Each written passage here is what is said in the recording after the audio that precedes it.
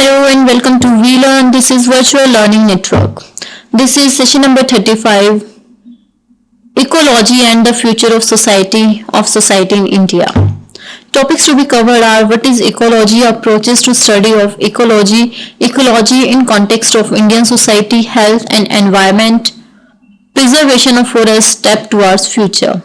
So first of all, first question arises, what is ecology? So ecology क्या है? ये एक relationship होती है, interrelationship between organism and their environment. हम लोग organism हैं, हम हमारे environment से कैसे depend हैं, वो सारी टर्म हमारे इकोलॉजी में कवर होती हैं. It is viewed as a interdisciplinary और multidisciplinary field of science which systematically draws knowledge from many disciplines like genetic, anthropology, society. Human beings has always had a dynamic interaction with the environment. Human beings का environment के साथ बहुत अच्छा relation रहता है. We are totally depends upon our environment. हमें like all time की बात करते हैं तो हमें खाना बनाने के लिए food पे depend रहना पड़ता था, animals पे भी depend रहना पड़ता है, खाने के लिए हमें plants पे भी depend रहना पड़ता है. So we are totally depend upon our ecology. So an industrialization and especially technology has advanced in society. The interaction between human beings and their environment in that society has taken an alarming turn. Air, water, atmosphere, forest, river, plants and many elements of nature has been affected by the kind and quantity of technology used. Nature affected by technology in turn has created problem for man, especially in the health. सो जो technology के कारण जो problem आ रही है वो man की health में भी आ रही है. आज के डेट में हमारे पास टेक्नोलॉजी है, व्हीकल्स हैं, उन व्हीकल से अस्थमेटिक प्रॉब्लम हो जाती है, लाइक एलर्जिक हो जाते हैं कुछ लोग. So they are some of the problem that goes due to atmosphere also. So there are determination and possibilism, cultural ecology system model and system model. So determinism and possibilism. So the first approach in the study of ecology that we introduce is called determinism. So determinist argument resolve basically around the question of which factor influence on another mode, human being or their environment.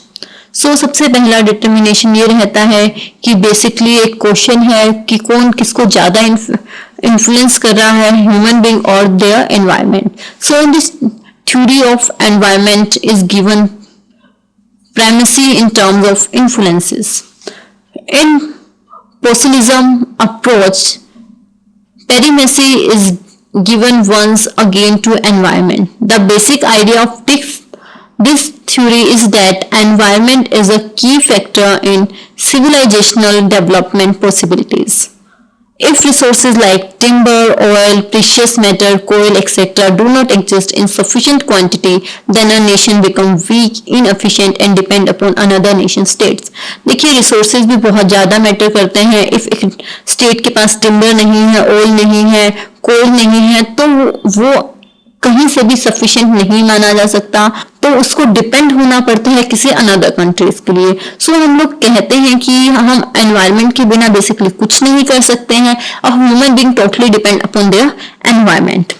So these ecologists feel that the state of environment is directly related to state of technology prevalent in any society. Culture ecologists feel that technology, economics and population form the basic influence on societal progresses.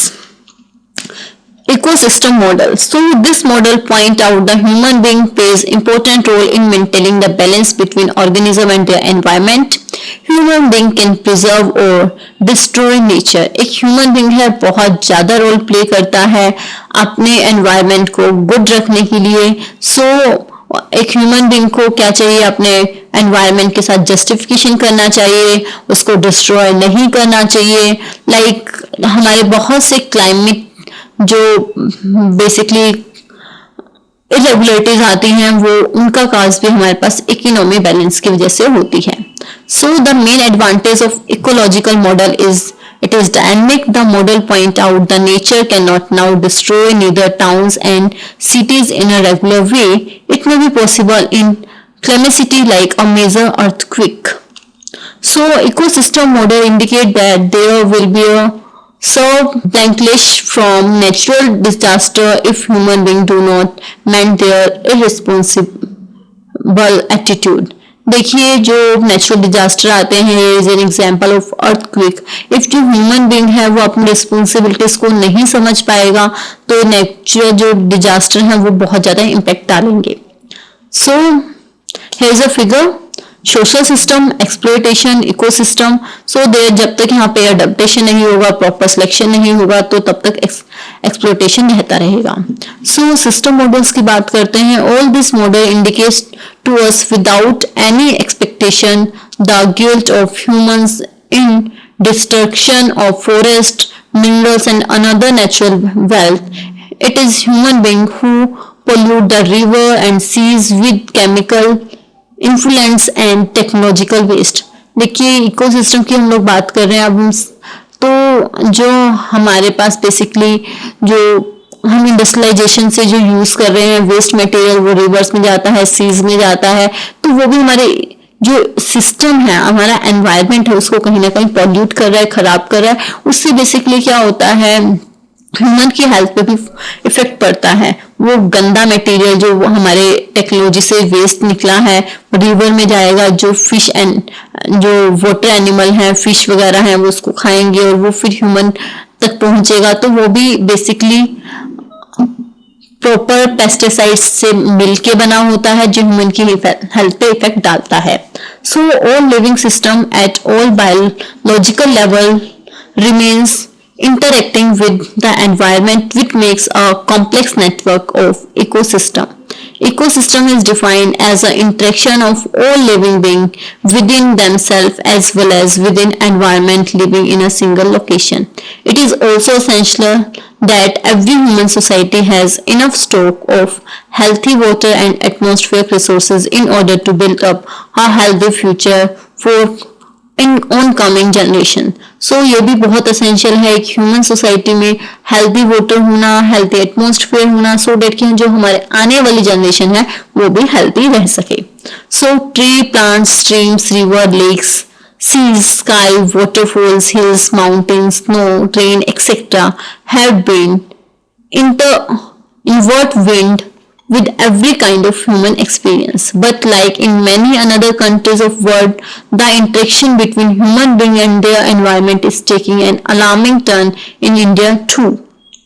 So देखिए आज की situation में है, हाँ India में भी technology change आ रहा है तो वहाँ की जो मिट्टी है, धरती है, वो भी पोल्यूटेड होती जा रही है. सो जो लैंड एग्रीकल्चर के लिए यूज होती थी वहां पे भी सपोज कीजिए कि हमारे पास एटमॉस्फेयर टेक्नोलॉजी वेस्ट है तो एग्रीकल्चर के लिए यूज नहीं हो पाती है. Water, soil, atmosphere generally shape the kind and extent of agriculture activities in India. If monsoon falls, a change of series and alarming consequences follows. If जो India की बात करते हैं तो वो जो इंडिया है वो बहुत ज़्यादा एग्रीकल्चर के ऊपर डिपेंड करता है. इफ मानसून बहुत ज़्यादा आ जाता है तब भी हमारे बहुत सारे कॉन्सिक्वेंसेस को फेस करना पड़ता है. Every aspect of human activity is affected by lack of insufficient supply of water. Insufficient supply है तो उससे भी इफेक्ट पड़ता है. So water pollution, as we know कि वाटर पोल्यूशन का मेन रीजन कौन सा रहता है, जो वेस्ट निकलते हैं. आज की डेट में हमारे गंगा, जमुना, कृष्णा, इंडस, ब्रह्मपुत्र, गोदावरी सारे के सारे रिवर पोल्यूटेड हो चुकी हैं. जो लार्जेस्ट रिवर है वर्ल्ड की date is Brahmaputra, also runs through India, वो भी इंडिया से निकलती है. और these rivers are not only a source of life but also religiously sufficient to the people in India. So हम पूजा भी करते हैं. So the disease arising from dirty water, strain and from the waste matter, also human settlement are the major pollutants. तो वो बहुत ज्यादा pollutant हैं. Atmosphere की बात करते हैं. सो मोटर से जो व्हीकल्स से जो बेसिकली धुआं निकलता है उससे बहुत सारे डिजीज हो जाते हैं, अस्थमेटिक और कैंसर जैसे भी. So one of the most dangerous form of pollution is cigarette smoke. Cigarette smoke भी पोल्यूशन में बहुत ज्यादा पार्टिसिपेट कर रहा है. So not only does it cause ill health of smoker, वो स्मोकर की इल हेल्थ के साथ साथ जो एनवायरनमेंट है उसको पोल्यूट कर रहा है और दूसरे लोगों पे भी इसका इफेक्ट पड़ता है। सो द गवर्नमेंट ने जो है हमारे पास बैन भी कर दिया है कि पब्लिक एरिया और बिल्डिंग इंस्टीट्यूशन के अंदर स्मोकिंग जो है नहीं होनी चाहिए। So here some pollutant water pollution दिखा रखा है जो चिमनीज की वजह से हो रहा है, यहाँ पे मोटर पोल्यूशन मोटर गाड़ी की वजह से, व्हीकल्स की वजह से, और यहाँ पे हमारे कुछ पोल्यूशंस को रिप्रेजेंट किया गया है।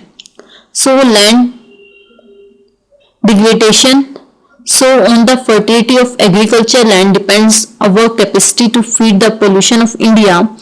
Increased food grain production is feasible only by intensive farming and multi-cropping. Water resources are relatively unharnessed and effort can be made to harness a larger percentage of these. The Indo-Gangetic plain, a major agriculture belt, is very much subject to topsoil erosion.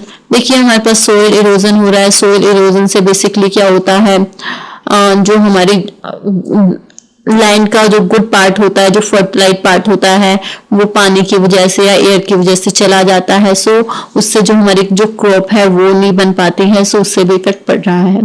Health and environment की बात करते हैं। So the nature and extent of use of environment by human society is closely related to health system. As we has already discuss, हम लोग DTT use करते हैं, BNC use करते हैं। सो जो हमारे एटमोस्फेयर में उसके जो पार्टिकल्स रह जाते हैं पेस्टिसाइड्स के, वो भी हमारे हेल्थ के ऊपर इफेक्ट डालते हैं। इवन वो हमारे मील्स को भी टॉक्सिक करते हैं। सो यहाँ पे tocologist believes that not only present generation of babies but future generation too will suffer because of this. अब देखिए हमारे जो पेस्टिसाइड यूज करते हैं वो हमारे खाने में मिलते हैं। सो नॉट ओनली जो आज की जनरेशन है, आने वाली जनरेशन पे भी उसका इफेक्ट देखा जा सकता है। So the danger of pesticides to human health is that they usually get into human system and accumulate there. When pesticide like PHC and DDT are so scalded, they go into small intestines. वो small intestine के अंदर जाती हैं, अपना effect डालती हैं। सो जो आने वाला बेबी होता है उसके टिश्यूज का कुछ परसेंट वहां से मिला जाता है, तो वहां पे हमारे किडनी पे भी इफेक्ट और थायराइड और लिवर प्रॉब्लम, हार्ट प्रॉब्लम जैसी प्रॉब्लम भी हो जाती हैं। So toxins create health and mental problems like anxiety, sleepless, depression and so on. Headache हो जाता है, मेमोरी लॉस हो जाता है, बेबी टिमोर हो जाता है। सो बहुत सारे इफेक्ट डलते हैं इसके। So effect of chemical influence, another major source of health problem and hazards is chemical effluents which are left out without any thought into river. जो केमिकल वेस्ट हैं जिनको रिवर में छोड़ दिया जाता है, उसके भी हमारे पास बहुत सारे हेल्थ हैजर्ड हो जाते हैं। As we have already discuss, वो हमारे जो एनिमल्स हैं उनकी इफेक्ट, जो वाटर एनिमल्स हैं उनकी इफेक्ट के साथ साथ हमारे हेल्थ पे भी इफेक्ट डालते हैं। So here is a particular chemical folder, pesticide use, spraying of goods और consumption by man and animal, तो damage of plant and animals, तो इनका फिगर दिखाया गया है। The 7-year study conducted across 11 states by the Indian Council of Medical Research found dangerous levels of residue of pesticides in milk product. Milk product में भी बहुत सारे pesticide मिले जाते हैं। एक्सप्लॉयटेशन ऑफ फॉरेस्ट को काटा जा रहा है, बट फॉरेस्ट का कटना गुड नहीं है। आज की डेट में इसके लिए बहुत ज़्यादा हमारी गवर्नमेंट कॉन्शियस हो गई है। सो मिनिस्ट्री जो है उसके लिए फॉरेस्ट मिनिस्ट्री बनाई गई है जो ध्यान रखती है कि ये हमारे यहाँ फॉरेस्ट होना चाहिए। सो हमें एनवायरनमेंट को गुड रखने के लिए कम से कम एक पेड़ तो उगाना ही चाहिए। Forest plays a major important role in controlling floods को रोकने में बहुत इंपॉर्टेंट रोल प्ले करते हैं। Regulating water run off from forest, allowing water to into the soil, preventing landslides and topsoil erosion. As we have already discussed, जितने पेड़ लगाओगे तो topsoil नहीं होगा, जो हमारी लैंड है उसमें इरोजन नहीं होगा. सो डिफोर्टेशन मतलब हमें इन जो फॉरेस्ट को कटने से रोकना चाहिए. Study have indicated that annual rainfall is closely connected with forest cover. देखिए जितना फॉरेस्ट कवर पे हमारी एनुअल रेन बहुत ज्यादा डिपेंड करती है. The higher the forest cover the greater is rainfall. जितना ज्यादा फॉरेस्ट कवर होगा उतना ज्यादा रेनफॉल होगा. सो फॉरेस्ट को नहीं काटना चाहिए. डिफोरेस्टेशन मतलब जो फॉरेस्ट की कटिंग है इनको रोकना. So the forest department statics says that 23% of India's is forest land, but this is not forest area. It simply means area that is under the control of forest department. The National Forest Policy of 1952 wanted to bring 33% land under the forest cover. Here is some statistical data. The timber business बहुत important है government के लिए. तो क्या करते हैं, जो forest area होता है उसके टिम्बर्स को कट कर दिया जाता है और उसको सेल आउट किया जाता है और नए प्लांट वहां पे लगाए जाते हैं. So the government is however making some effort to ban commercial felling of trees. Some state government however wants to central government to make up the revenue they lose. Police check posts have also been put to detect and intercept timber smugglers. Timber की जो smuggling होती थी उसको भी रोक दिया गया है. इवन टिम्बर बहुत इंपॉर्टेंट होता है. So tree density in UP. Chandi Prasad Bhatt, the founder of Chipko movement, feels that this decimation has been very bad ecological speaking. Thus the trees felling has led to much social disturbance in forest area of Gawahat. Women have to walk many miles for firewood and fodder. देखिए अब एक हमारा famous आंदोलन है चिपको आंदोलन. उसमें भी पेड़ों के कटिंग को रोकने के लिए आंदोलन चलाया गया जिसमें लोग पेड़ों को चिपक के खड़े हो गए कि इनकी कटिंग नहीं करनी है, इसलिए उसका नाम चिपको आंदोलन रखा गया. सो अब यूपी की बात करते हैं. यूपी में एक टाइम पे बहुत सारे फॉरेस्ट रहते थे बट आज के डेट में फॉरेस्ट को कट कर दिया गया है. लेडीज को घर से बहुत दूर जाना पड़ता है for firewood. So hug the tree movement, as we have already discussed, hug the tree movement is our Chipko Andolan. So Chipko Andolan began in Gopeswar of Chamoli in March 73. 10 ash trees were to be cut down for commercial use by sports firm. देखिए कुछ trees को sports form ने काट दिया गया था. फिर गोपेश्वर में कुछ लोगों ने ट्रीज को हक करके खड़ा हो गया कि इनको काटा नहीं जाएगा. दैट्स व्हाई इसका नाम चिपको आंदोलन पड़ा. Subsidy and conservation. So also active on environment issue and tree conservation. Madhava Ashish of Mirtola in Almora district Kumanon suggested that overgrazing and overpopulation had severely disturbed the ecological balance of area. According to him, the hill lands helped by a good monsoon provide just 3 months subsistence ration of hill folks. Further development. Meanwhile, Chipko-lite organization has sprung up over. The most famous of these is APCO in Karnataka.